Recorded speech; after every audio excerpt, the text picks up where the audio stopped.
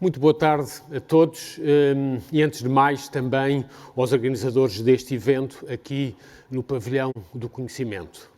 Não é certamente por acaso que o Fórum Competências Digitais e o Fórum Portugal de Digital é realizado no Pavilhão do Conhecimento. De facto, hoje, as oportunidades da digitalização estão em todas as áreas do conhecimento e quase que podemos dizer que não há conhecimento sem mais e melhor de digitalização, como também não há digitalização com mais e melhor conhecimento.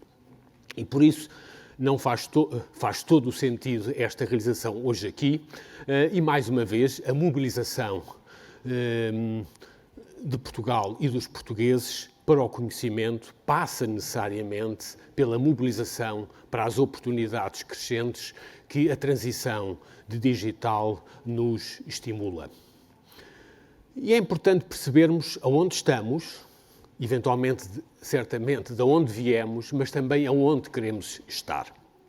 E gostava de partilhar convosco 4 dados que estão associados a 4 questões críticas que estão muito a ver com esta nova fase do Fórum Portugal de Digital e das competências digitais. Quando olhamos para a população portuguesa em geral, os dados estatísticas oficiais mostram que cerca de metade, sensivelmente 52% da população residente em Portugal, tem competências básicas. E isso deve-nos orgulhar, porque há 20 anos atrás não chegavam a 15%. Mas mesmo assim não chega. Queremos chegar a 2030 com pelo menos 80% a 85% da população com competências básicas na área de digital. Por outro lado, quando olhamos para a população mais especializada, por exemplo, se usarmos como proxies os especialistas no mercado de trabalho em competências TIC, hoje representam cerca de 3,5% do mercado de trabalho. Mais uma vez, pode parecer pouco, mas há 20 anos atrás era inferior a 1%. E queremos chegar a 2030 com o dobro, ter pelo menos 7% de especialistas em tecnologias de informação e comunicação no mercado de trabalho português. Destes, devo dizer que apenas 18% são mulheres. E esta é uma questão profunda que nos deve fazer pensar e, sobretudo, pensar no tempo das mudanças. E podemos ambicionar, por exemplo, a chegar a 2030 com 1/3 dos especialistas em TIC, em tecnologias de informação, serem mulheres. Certamente que podemos e devemos, mas esse é um esforço coletivo de todos nós, que está sobretudo associado àquilo que os técnicos chamam a desconstrução dos estereótipos de género. O que é que eu quero dizer? Esta manhã estive numa escola de enfermagem no Porto. E aí 80% dos estudantes, quer no Porto, ou em Lisboa ou na Europa, são mulheres, não são homens. E aqui, a semana passada, estive numa escola profissional, sobretudo do ensino secundário, onde numa disciplina de tecnologias de informação foi curioso perceber que as raparigas trabalhavam sobretudo no design dos computadores e na cobertura, a colorir os computadores, enquanto os rapazes trabalhavam sobretudo na concepção e fabricação de circuitos integrados. Ora, são estes estereótipos de género que nos levam a perceber o tempo. Quanto tempo é que precisamos para garantir uma desconstrução destes estereótipos e uma melhor igualdade no género, quer nas tecnologias de informação ou noutras áreas do conhecimento? E por isso é atuando hoje naqueles que têm 7, 8 anos de idade, que podemos daqui a 10 anos garantir que temos uma maior equidade na repartição destas competências digitais. E pensando no tempo, certamente nos leva a pensar também no conhecimento e na produção do conhecimento. E por isso hoje falar em competências digitais é também falar nas competências para fazer investigação e, portanto, produzir novo conhecimento em competências digitais. Portugal hoje, em 2020, estima-se que invista em atividades de investigação e desenvolvimento cerca de 1,6% da riqueza gerada. Há 5 anos atrás era menos de 1,2%. Já foi 1,6%, mas também há 30 anos atrás, quando a Fundação para a Ciência e Tecnologia é criada, era menos de 0,6% do PIB. E esta evolução, mais uma vez, possibilitou criar um sistema sólido e agora devemos ter a energia para evoluir e chegarmos a 2030 com o dobro da despesa pública e 3 vezes mais a despesa privada. Isso só será possível criando competências horizontais a toda a população, que são cada vez mais facilitadas e estimuladas pelas oportunidades que a transição digital nos traz. Portanto, estes 4 indicadores, as competências básicas na população, a percentagem de especialistas no mercado de trabalho, a percentagem de mulheres nesse mercado de trabalho especializado e o investimento geral na produção do conhecimento são 4 dos muitos indicadores que nos podem perceber aonde estamos e aonde queremos estar em termos de competências digitais. Mas como a ambição tem uma história e tem um tempo para a sua realização, é por isso que é importante percebermos agora a expansão e o reforço que temos que dar nos próximos anos ao desenvolvimento das competências digitais no âmbito daquilo que chamamos o Fórum Portugal Digital. Lançámos este processo há uns anos atrás, em 2017, depois de mais de 20 anos, quando, pela primeira vez, em 1995-96, no governo António Guterres, com José Mariano Gago, foi lançado o Livro Verde para a sociedade de informação. E esses anos iniciais foram críticos para percebermos também e para nos compararmos com os outros. E por isso, em 2017, percebemos que tínhamos que lançar uma iniciativa holística, a que chamámos a Iniciativa Nacional Competências Digitais, com 5 eixos: a educação, a inclusão, a formação profissional, a especialização profissional e a investigação. E todos estes 5 eixos fazem parte de um conjunto interligado, particularmente dependente uns dos outros, mas que são críticos serem percebidos neste contexto, porque fazer o futuro importa começar logo de novo a desenvolver estas competências. O programa Encode teve uma primeira fase de lançamento e de instalação em 2017-19, sob a liderança do professor Pedro Guedes de Oliveira. Depois teve uma fase de consolidação, 2019 e 20, como coordenador o Nuno Rodrigues, e agora está a iniciar uma nova fase, diria, de expansão, sob a coordenação da Luísa Gaifão, onde, com uma equipa de coordenadores executivos, queremos reforçar o que foi feito e expandir para mais. Como sabem, um dos proxies sempre críticos é o acesso ao ensino superior, certamente nas áreas dos sistemas e tecnologias de informação, mas muito para além disso.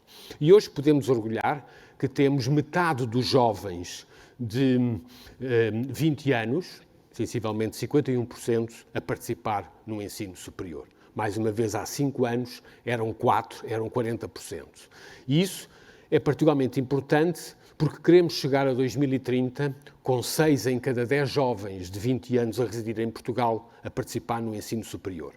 Se pensarmos neste desafio, ao mesmo tempo que nos apercebemos do envelhecimento da sociedade e sabendo que hoje temos 112 mil jovens em Portugal com 18 anos e que, salvo contrário de haver algum movimento migratório excepcional, vamos chegar a 2030 sensivelmente com 85 mil, a um máximo 90 mil jovens com 18 anos a residir em Portugal, percebemos que aumentar a participação no ensino superior e usar as oportunidades da transição digital passa por massificar as competências digitais, sobretudo nas sociedades e nas zonas e nas partes da nossa sociedade mais vulneráveis. E por isso é tão importante hoje perceber o conhecimento em termos de competências digitais, mas sobretudo de uma forma a reduzir as desigualdades na nossa sociedade. E por isso mobilizar todos, não deixando ninguém de fora deste debate e trazendo para o centro das competências digitais aqueles que tipicamente têm estado nas margens ou nas franjas deste debate, é particularmente importante, porque também só teremos mais especialistas e só teremos mais trabalho de produção e de investigação quando tivermos mais população envolvidas neste processo coletivo. É por isso que o desafio das competências digitais é não apenas transversal a toda a sociedade, mas é claramente um fator crítico para o desenvolvimento futuro. E veremos, por exemplo, o caso concreto daquilo que se passa no âmbito da investigação. Entre muitas áreas, hoje, por exemplo, tratamos-nos de perceber os novos desafios daquilo que é o tratamento massivo de informação.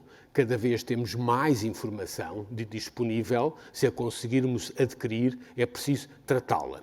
E para isso, após mais de 60 anos do desenvolvimento de metodologias, incluindo a inteligência artificial, hoje temos sistemas comerciais e comercializáveis que permitem massificar esses conhecimentos e esses procedimentos. E por isso, aplicá-lo, por exemplo, à administração pública tem sido uma tarefa dos últimos anos, montando equipas e estimulando equipas de investigadores que trabalham com aqueles que no serviço público, que na administração pública disponibilizam dados. Sensivelmente na área da saúde, ainda esta manhã, no IPO, no Instituto de Oncologia do Porto, lançámos a Declaração Europeia para a Investigação em Cancro, que tem, sobretudo, uma orientação clara para o reforço de infraestruturas, incluindo as infraestruturas digitais. Hoje falamos em patologia digital, mas também falamos em medicina molecular digital e, de uma forma geral, sabemos que o avanço da luta contra o cancro só avançará com plataformas digitais e não apenas de simulação, mas de troca de informação que melhor facilitem a prevenção, a cura e, certamente, as terapias do cancro. Podemos falar em cancro, mas podemos também falar naquilo que é, por exemplo, a prevenção do abuso de antibióticos. Neste caso, temos um projeto concreto de investigação para perceber e analisar as prescrições de antibióticos que são diariamente feitas em Portugal. E muitos outros casos no sistema de saúde mostram que é, efetivamente, a massificação das competências digitais, mas também a produção ao nível mais sofisticado de novos sistemas de processamento de informação que possibilitará um melhor aperfeiçoamento e aquilo que, por exemplo, no caso do cancro queremos, que é reduzir em 50% o número de mortes de cancro na Europa até 2030, garantindo que pelo menos 75% daqueles que são diagnosticados cancro têm um período de tempo longo de vida. Ora, ficou bem claro que isso é só possível se conseguirmos perceber a digitalização do sistema de saúde e, em particular, das redes oncológicas. Mas se temos esta informação toda para tratar, se temos cada vez mais imagens, precisamos de ter a capacidade computacional para tratar essas imagens. E por isso, nos últimos anos, no âmbito também desta iniciativa, lançámos, para além da estratégia de inteligência artificial, uma estratégia específica para a computação avançada. Hoje, Portugal evoluiu consideravelmente nessa posição, e desde maio de 2017, juntamente com 7 ou 8 Estados-membros europeus, assinámos a Declaração de Roma, que possibilitou à Europa vir a ter uma nova iniciativa, a chamada EuroHPC, portanto, uma iniciativa europeia para a computação de alto desempenho, no âmbito da qual reforçámos não apenas a nossa infraestrutura que tínhamos, mas atraímos para Portugal um grande supercomputador, de modo a facilitar o acesso à computação avançada. Mas para isso precisamos de mais competências para trabalhar nessas infraestruturas. Hoje temos 4 centros operacionais de computação avançada, em Lisboa, Évora, Coimbra e agora o novo Centro de Computação Avançada do Minho, que estão ligados numa rede de cerca de 8 centros operacionais.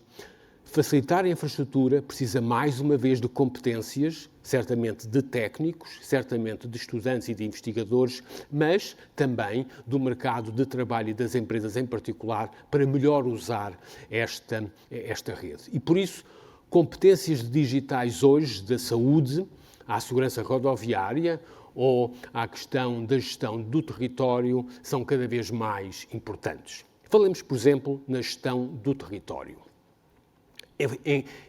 Enfrentamos em Portugal, na Europa e no mundo um desafio único, associado certamente às oportunidades de digitais que, por si, estão particularmente associadas à miniaturização dos sensores, que cada vez mais levaram à miniaturização de sensores postos em órbita, entre 400 a 800 km da Terra, em conjuntos de setores que chamamos de satélites. Esses satélites permitem ter imagens da Terra com uma precisão cada vez maior e precisam ser tratados de uma forma devida para poderem ser usados, por exemplo, na gestão do cadastro urbano ou do cadastro do território e facilitar a prevenção de fogos florestais. Mas estas imagens obtidas por satélites podem também ser usadas no dia-a-dia, na gestão do tráfego urbano, para prevenir não apenas a congestão do tráfego, mas também para melhorar os nossos índices de qualidade de vida e podem, por exemplo, ser usados também no controle daquilo que se passa nos oceanos e, sobretudo, se forem as imagens obtidas em diferentes comprimentos de onda, conseguimos perceber, por exemplo, cada vez melhor a deposição de plásticos no fundo dos oceanos.